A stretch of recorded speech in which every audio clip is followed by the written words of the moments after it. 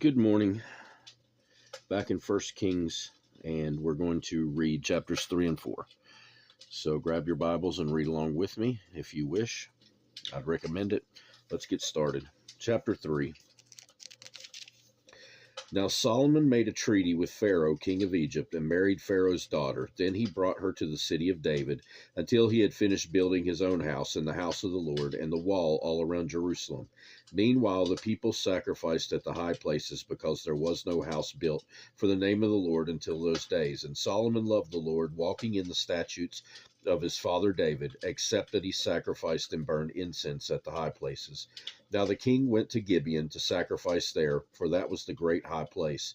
Solomon offered 1,000 burnt offerings on that altar. At Gibeon, the Lord appeared to Solomon in a dream by night, and God said, "Ask, what shall I give you?" And Solomon said, "You have shown great mercy to your servant David, my father, because he walked before you in truth, in righteousness, and in uprightness of heart with you.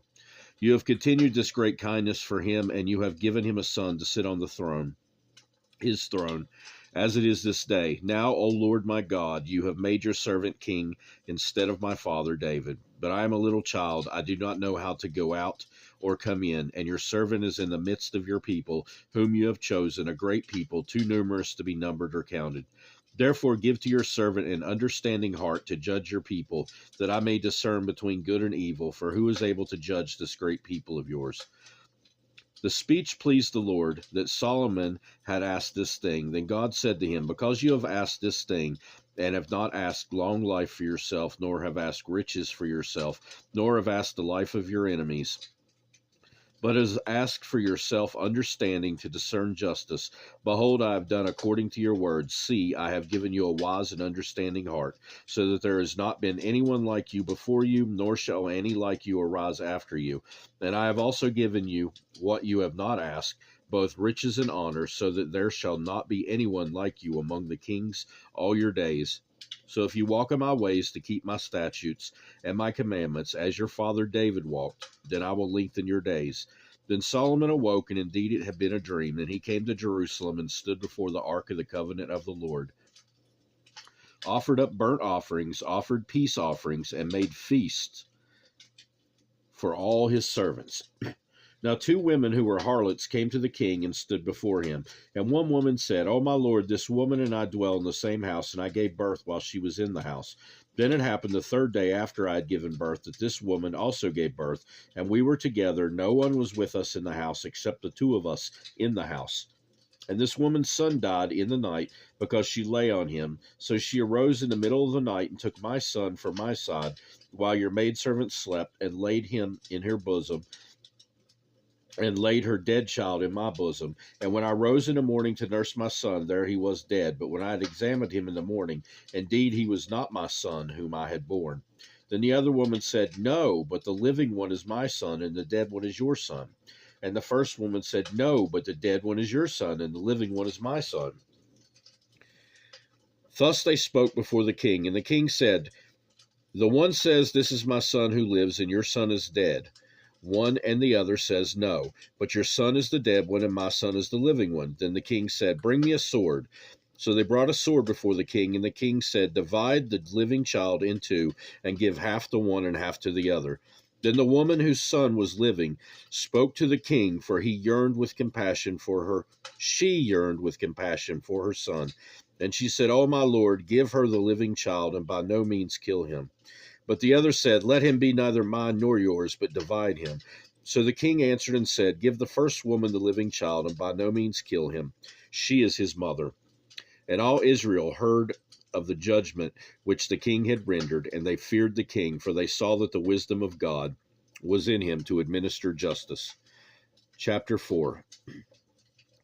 So King Solomon was king over all Israel, and these were his officials: Azariah the son of Zadok the priest, Elhoreph and Ahijah the sons of Shisha, scribes, Jehoshaphat the son of Ahilud, the recorder, Benaiah the son of Jehoiada, over the army, Zadok and Abiathar the priests, Azariah the son of Nathan, over the officers, Zabud the son of Nathan, a priest and the king's friend, Abishar over the household, and Adoniram, the son of Abda, over the labor force.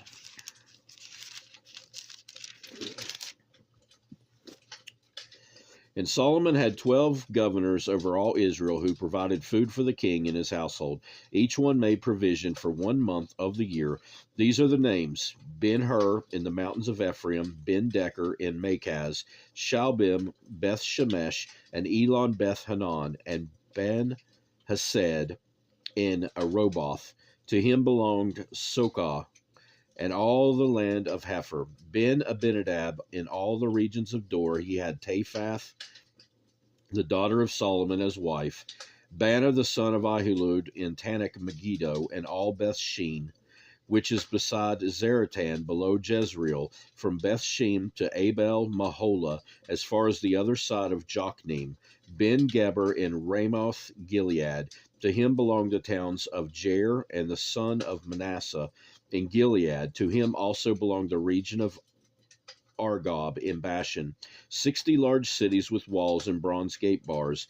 Ahinadab the son of Edo in Mahanaim. Ahimaaz in Naphtali. He also took Basemath the daughter of Solomon as wife. Bana the son of Hushai in Asher and Aloth.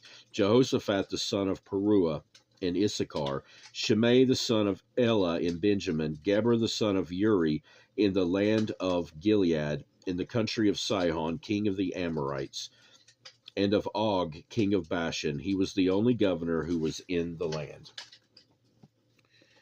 Judah and Israel were as numerous as the sand by the sea in multitude, eating and drinking and rejoicing. So Solomon reigned over all the kingdoms from the river to the land of the Philistines, as far as the border of Egypt. They brought tribute and served Solomon all the days of his life. Now Solomon's provision for 1 day was 30 cores of fine flour, 60 cores of meal, 10 fatted oxen, 20 oxen from the pastures, and 100 sheep, besides deer, gazelles, roebucks, and fatted fowl.